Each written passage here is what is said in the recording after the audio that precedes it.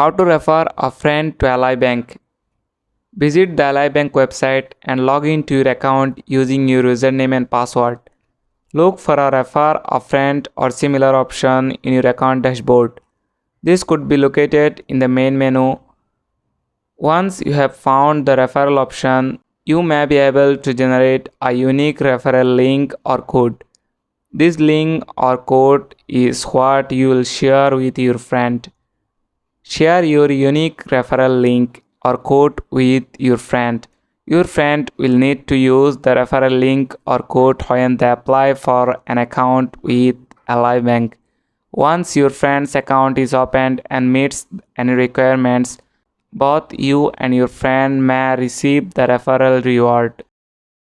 That's it. Thanks for watching the video.